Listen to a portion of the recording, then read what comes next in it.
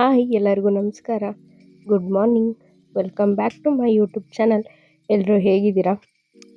ಇನ್ನೂ ಯಾರೆಲ್ಲ ನನ್ನ ಚಾನಲ್ನ ನೋಡಿಲ್ಲ ಪ್ಲೀಸ್ ಹೋಗಿ ನೋಡಿ, ಹಾಗೆ ಲೈಕ್ ಮಾಡಿ, ಶೇರ್ ಮಾಡಿ, ಹಾಗೆ ಸಬ್ಸ್ಕ್ರೈಬ್ ಮಾಡ್ಕೊಳ್ಳೋದಂತೂ ಮರಿಬೇಡಿ.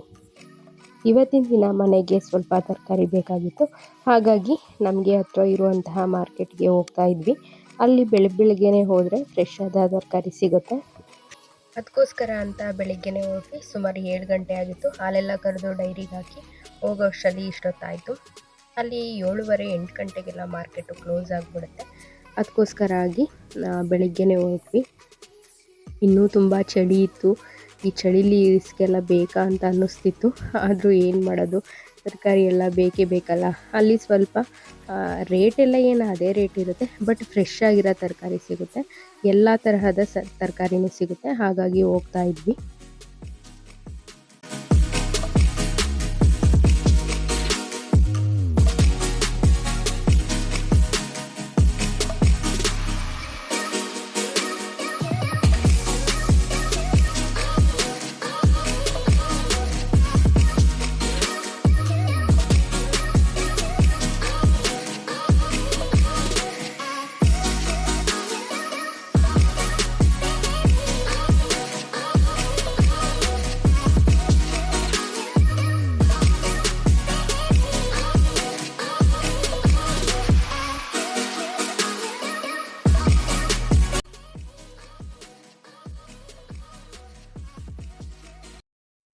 ನಮ್ಮೂರಿಂದ ಒಂದು 15 ನಿಮಿಷದ ಜರ್ನಿ ಅಷ್ಟೇ.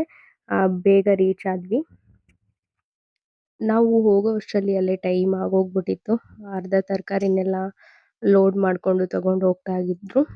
ಇನ್ನು ಮತ್ತೆ ಸಿಟಿ ಒಳಗಡೆ ಹೋಗೋದು ಬೇಡ, ಇರೋದನ್ನೇ ತಗೊಂಡು ಹೋಗೋಣ ಅಂತ ಎಲ್ಲ ತಗೊಳ್ತಾ ಇದ್ವಿ. ಮಿರ್ಚಿ ಒಂದು ಅಕ್ಕ 1/4 ಕೆಜಿ ಸಾಕಕ್ಕ.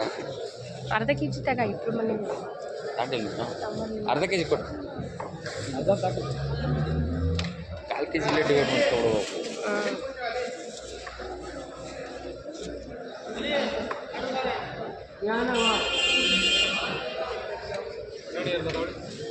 ಸಪ್ರೇಟ್ ಹಾಕಿ ಇದಕ್ಕೆ ಹಾಕ್ರಿ. ಯಾಕೆ ಏನಾಗಲ್ಲ, ಮಲ್ಲ ಆರಿಸ್ಕೋಬೇಕು.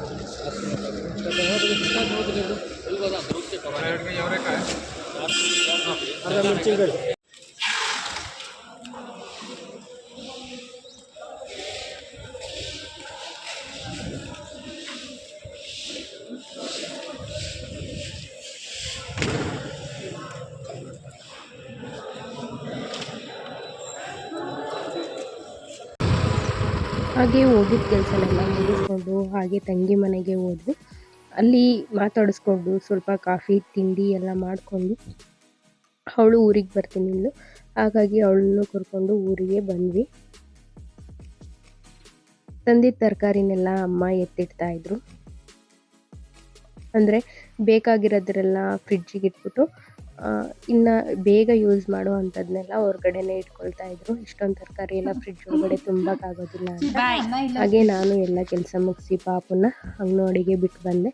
ಹಾಗೆ ನಿಮಗೆ ಈ ವಿಡಿಯೋದಲ್ಲಿ ಒಂದು ರೆಸಿಪಿ ಕೂಡ ಶೇರ್ ಮಾಡ್ತೀನಿ. ಏನಂತಂದರೆ, ಇವಾಗ ಅವರೆಕಾಳು ಸೀಸನ್ ಇರೋದ್ರಿಂದ ನಾನು ಅವರೆಕಾಳು ಚಿನ್ಕುರುಳಿ ಮಾಡೋದು ಹೇಗೆ ಅಂತ ತೋರಿಸ್ಕೊಡ್ತೀನಿ ಬನ್ನಿ. ನಾನು ಇಲ್ಲಿ ಒಂದಿನ ಮೊದಲಿಗೆ 1 kg ಅವರೆಕಾಯಿನ ತೊಗೊಂಡು ಅದರಲ್ಲಿ ಎಳೆ ಆಗಿರುವಂತಹ, ಅಂದರೆ ಬಲ್ತಿರಬಾರ್ದು, ಎಳೆದಾಗಿರಬೇಕು ಅಂಥ ಅವರೆಕಾಳನ್ನು ನೆನೆಸ್ಬಿಟ್ಟು ಚಿಲುಕಿಸಿ ಬೇಳೆ ಥರ ಮಾಡಿಕೊಂಡು ಇಟ್ಕೊಂಡಿರ್ತೀವಿ. ನಾವೇನು ಕಾಳನ್ನು ಚಿಲುಕಿಸಿರ್ತೀವಿ ಅದನ್ನೇ ಡೈರೆಕ್ಟಾಗಿ ಎಣ್ಣೆ ಒಳಗಡೆ ಹಾಕಬಾರ್ದು. ಒಂದು ಕಾಟನ್ ಬಟ್ಟೆ ಮೇಲೆ ಆ ಕಾಳನ್ನೆಲ್ಲ ಒಣಗಿಸಿ ಇಟ್ಕೊಂಡಾದಮೇಲೆ ನಾವು ಎಣ್ಣೆನ ಕಾಯಿಸ್ಬಿಟ್ಟು ಅದರಲ್ಲಿ ಕರ್ಕೊಬೇಕು. ನಾನಿಲ್ಲಿ ಎಣ್ಣೆನ ಕಾಯೋದಕ್ಕೆ ಇಟ್ಟಿದ್ದೀನಿ. ಸುಮಾರು ಒಂದು ಅರ್ಧ kg ಎಣ್ಣೆ ಆದರೆ ಸಾಕು. ಎಣ್ಣೆ ಚೆನ್ನಾಗಿ ಕಾಯಬೇಕು. ಎಣ್ಣೆ ಚೆನ್ನಾಗಿ ಕಾದಾದ್ಮೇಲೆ ನಾನಿಲ್ಲಿ ಏನು ಚಿಲುಕಿಸಿ ಅವರೆಕಾಳನ್ನ ಇಟ್ಕೊಂಡಿದ್ದೆ ಅದನ್ನೆಲ್ಲ ಹಾಕ್ತಾ ಇದ್ದೀನಿ. ಅವರೆಕಾಯಿ ಆದಮೇಲೆ ಫ್ರೈ ಆದಮೇಲೆ ಅದೇ ಮೇಲ್ಗಡೆ ಬರುತ್ತೆ, ಆವಾಗ ನಮಗೆ ಗೊತ್ತಾಗುತ್ತೆ ಇದು ಅವರೆಕಾಳು ಆಗಿದೆ ಅಂತ. ಹಾಗೆ ಇನ್ನೂ ಒಂದು ಸ್ವಲ್ಪ ಇತ್ತು, ಅದನ್ನು ನಾನು ಕರ್ಕೊಳ್ತಾ ಇದ್ದೀನಿ. ಅಂದರೆ ಲೋ ಫ್ಲೇಮಲ್ಲಿ ಇಟ್ಟು ಬೇಯಿಸಿ, ಹೈ ಫ್ಲೇಮಲ್ಲಿ ಇಟ್ಟರೆ ಅದು ಬೆಂದಿರೋ ಥರ ಕಾಣುತ್ತೆ, ಬಟ್ ಒಳಗಡೆ ಎಲ್ಲ ಹಸಿ ಹಸಿ ಹಾಗೇ ಇರುತ್ತೆ.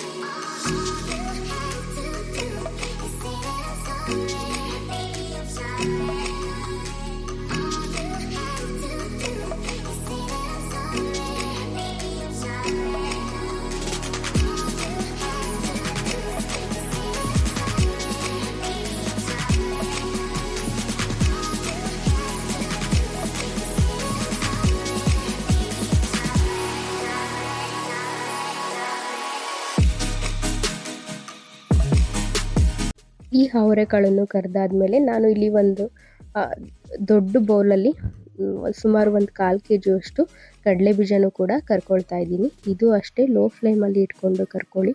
ಕಡಲೆ ಬೀಜನ ಕರಿಬೇಕಾದ್ರೆ ಹುಷಾರಾಗಿ ಕರೀರಿ, ಅದು ಬೇಗ ಆಗಿಬಿಡುತ್ತೆ, ಒತ್ತೋಗ್ಬಿಡುತ್ತೆ. ಹಾಗಾಗಿ ನೋಡಿಕೊಂಡು ಲೋ ಫ್ಲೇಮಲ್ಲಿ ಇಟ್ಕೊಂಡು ನಿಧಾನವಾಗಿ ಕರ್ಕೊಳ್ಳಿ. ನಿಮಗೆ ಎಷ್ಟು ಬೇಕು ಕಡಲೆ ಬೀಜ, ಜಾಸ್ತಿ ಬೇಕು ಅಂದರೆ ಜಾಸ್ತಿ ಹಾಕ್ಕೋಬೋದು, ಬೇಡ ಕಮ್ಮಿ ಬೇಕು ಅಂದರೆ ಕಮ್ಮಿ ಕ್ವಾಂಟಿಟಿಲಿ ಹಾಕ್ಕೋಬೋದು. ನಾನಿಲ್ಲಿ ಅವರೆಕಾಯಿ ಎಷ್ಟಿದೆ, ಅವರೆಕಾಳು ಎಷ್ಟಿದೆ ಅಷ್ಟನ್ನೇ ಕಡಲೆ ಬೀಜನ ತೊಗೊಂಡಿದ್ದೀನಿ.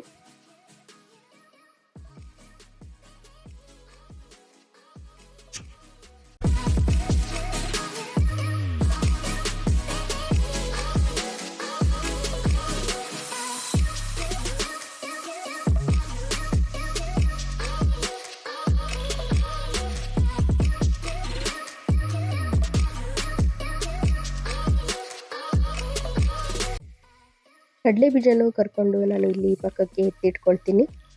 ಅದಾದಮೇಲೆ ನಾವು ಕಡಲೆನ ಅಂದರೆ ಪುಟಾಣಿ, ಹುರ್ಗಡ್ಲೆ ಅಂತ ಏನು ಕರಿತೀವಲ್ಲ ಅದನ್ನು ಅಷ್ಟೇ ಸುಮಾರು ಒಂದು ಅರ್ಧ kg ಕರೆದು ಪಕ್ಕಕ್ಕೆ ಎತ್ತಿಟ್ಕೊಳ್ತೀನಿ. ಅದಾದಮೇಲೆ ನಾವು ತಿಂಡಿಗೆ ಯೂಸ್ ಮಾಡುವಂಥ ಅವಲಕ್ಕಿ ಇದ್ದು ಅದನ್ನು ನಾನು ಕರ್ಕೊಳ್ತಾ ಇದ್ದೀನಿ. ಅವಲಕ್ಕಿನ ಡೈರೆಕ್ಟ್ ಬಾಣಲಿ ಒಳಗಡೆ ಹಾಕ್ಬಿಟ್ರೆ ಅದು ಎತ್ಕೊಳ್ಳೋದಕ್ಕೆ ಆಗೋದಿಲ್ಲ. ಹಾಗಾಗಿ ನಾನು ಈ ಥರ ಒಂದು ಒಣ್ಣೆ ಸಹಾಯದಿಂದ ಫ್ರೈ ಮಾಡಿಕೊಂಡೆ. ಅದಾದಮೇಲೆ ಸ್ವಲ್ಪ ಬಾದಾಮಿನೆಲ್ಲ ಅದನ್ನು ಕರೆದುಕೊಂಡೆ. ಹಾಗೆ ಇಲ್ಲಿ ಇಷ್ಟೇ ಪ್ರೊಸೆಸ್ಸು ಇದು. ಅದಾದಮೇಲೆ ಅವರೆಕಾಳು, ಕಡಲೆ ಬೀಜ, ಹುರ್ಗಡ್ಲೆ, ಹಾಗೆ ಅವಲಕ್ಕಿ, ನಾವೇನು ಕರೆದಿಟ್ಕೊಂಡಿದ್ವಂಥ ಬಾದಾಮಿ, ಹಾಗೆ ಸ್ವಲ್ಪ ದ್ರಾಕ್ಷಿ, ಹಾಗೆ ಸ್ವಲ್ಪ ಬೆಳ್ಳುಳ್ಳಿ, ಕರಿಬೇವಿನ ಸೊಪ್ಪು, ಅರಿಶಿನ, ಅದಾದಮೇಲೆ ಉಪ್ಪು, ಆಮೇಲೆ ಖಾರದ ಪುಡಿ ಎಲ್ಲದನ್ನು ಹಾಕಿ ಚೆನ್ನಾಗಿ ಮಿಕ್ಸ್ ಮಾಡಬೇಕು. ನಾವಿದಕ್ಕೆ ಬೇಕು ಅಂತ ಅಂದರೆ ಕೊಬ್ಬರಿನೂ ಹಾಕ್ಕೋಬೋದು, ಸಣ್ಣದಾಗಿ ಹೆಚ್ಚಿಬಿಟ್ಟು ಅದನ್ನು ಎಣ್ಣೆಯಲ್ಲಿ ಕರ್ಕೊಂಡು ಇದರೊಳಗಡೆ ಮಿಕ್ಸ್ ಮಾಡಿದ್ರೆ ಆಯಿತು. ತುಂಬ ಚೆನ್ನಾಗಿರುತ್ತೆ. ಅದರಲ್ಲೂ ಈ ಚಳಿಗಾಲಕ್ಕಂತೂ ಕಾಫಿ ಟೈಮಲ್ಲಿ, ಟೀ ಟೈಮಲ್ಲಿ ಬೇಕೇ ಬೇಕು ಅಂತ ಅನ್ನಿಸ್ತಾ ಇರುತ್ತೆ. ಏನಾದರೂ ಸಂಜೆ ಆಯಿತು ಅಂತಂದರೆ ತಿನ್ನಬೇಕು ಅಂತ ಅನ್ನಿಸ್ತಿರುತ್ತೆ. ಅಂಥ ಟೈಮಲ್ಲಿ ಇಂಥದನ್ನು ಸ್ವಲ್ಪ ಪ್ಲೇಟ್ಗೆ ಹಾಕ್ಕೊಂಡು ತಿಂತಾಯಿದ್ರೆ ಟೈಮ್ ಕಳೆದೋಗೋದೇ ಗೊತ್ತಾಗೋದಿಲ್ಲ. ಹಾಗೆ ಮನೆಗೆ ಯಾರಾದ್ರು ಗೆಸ್ಟ್ ಬಂದಾಗ ಈ ಥರದ್ದನ್ನು ಮನೆಯಲ್ಲೆಲ್ಲ ಮಾಡಿ ಇಟ್ಕೊಂಡ್ರೆ ಈ ಸೀಸನಲ್ಲಿ ನಾವು ಕೊಡ್ಬೋದು. ಅಂದರೆ ನಮಗೆ ಜಾಸ್ತಿ ಅವರೆಕಾಳು ಬೇಕು. ಹೋದ ವರ್ಷ ಸುಮಾರು ಒಂದು 5 kg ಮಾಡಿದ್ದೆ. ಈ ವರ್ಷ ಜಾಸ್ತಿ ಅವರೆಕಾಯಿ ಇರಲಿಲ್ಲ, ಹಾಗಾಗಿ ಸ್ವಲ್ಪ ಮಾಡಿದ್ದೀನಿ. ಇದು ಖಾಲಿ ಆದಮೇಲೆ ಇನ್ನೊಂದು 2 kgದು ಮಾಡಿಟ್ಕೊಳ್ತೀನಿ. ಜಾಸ್ತಿ ಇದು ಖಾಲಿ ಆಗೋದೇ ಇಲ್ಲ ನಮ್ಮ ಮನೇಲಿ, ಯಾರೂ ಅಷ್ಟೊಂದು ಇಷ್ಟಪಟ್ಟು ತಿನ್ನಲ್ಲ, ಬಟ್ ನಾನೇ ಇಷ್ಟಪಟ್ಟು ತಿನ್ನೋದು. ಲಾಸ್ಟ್ ಟೈಮು ತಂಗಿ ಇದ್ಲು, ಹಾಗಾಗಿ ನಾನು ಅವಳು ಕೂತ್ಕೊಂಡ್ರೆ ಮಾತಾಡಿಕೊಂಡು ತಿಂತಿದ್ದೆ, ಟೈಮ್ ಹೋಗ್ತಿದ್ದೆ ಗೊತ್ತಾಗ್ತಿಲ್ಲ, ಹಾಗೆ ಖಾಲಿ ಆಗ್ತಿದ್ದು ಅಷ್ಟೇ ಗೊತ್ತಾಗ್ತಿರ್ಲಿಲ್ಲ. ಈ ವರ್ಷ ಮದುವೆಯಾಗಿ ಅಲ್ಲಿರೋದ್ರಿಂದ, ನಾನು ಒಬ್ಬಳೇ ಆಗಿರೋದ್ರಿಂದ ಅದು ಖಾಲಿನೇ ಆಗಲ್ಲ. ಅವಳಿಗೂ ಸ್ವಲ್ಪ ಕೊಟ್ಟು ಕಳಿಸ್ಬೇಕು. ಸೊ ಯಾರಿಗಾದರೂ ರೆಸಿಪಿ ಇಷ್ಟ ಆಗಿದರೆ ನೀವು ಒಂದ್ಸಲ ಮಾಡಿ ಟ್ರೈ ಮಾಡಿ.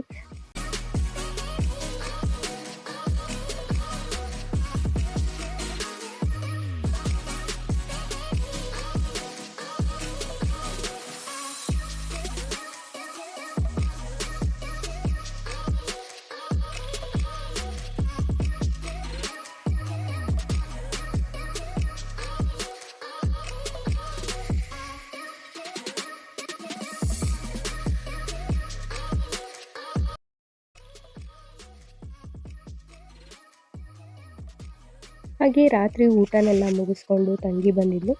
ಸೊ ಹಾಗಾಗಿ ಇಬ್ಬರೂ ಮಾತಾಡಿಕೊಂಡು ಅಟ್ಟದ ಮೇಲೆ ಹೋದ್ವಿ. This is 1, this is 2, this is 3.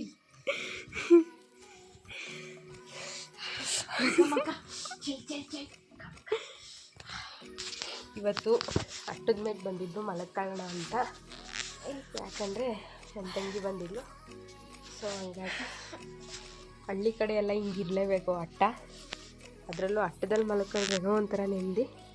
ಸ್ವಲ್ಪ ಮಾತುಕತೆಗಳಿದ್ದು ಕೆಳಗಡೆ ಮಾತಾಡೋಕ್ಕೆ ಅವರೆಲ್ಲ ಡಿಸ್ಟರ್ಬ್ ಆಗುತ್ತೆ ಅಂತಿದ್ರು, ಹಾಗಾಗಿ ಅಟ್ಟದ ಮೇಲೆ ಬಂದಿದ್ದೀವಿ. ಇನ್ನು ಇವಾಗ ಶುರು ಮಾಡಿರೋದು, ಇನ್ನು ಮುಗ್ದಿಲ್ಲ. Bye friends.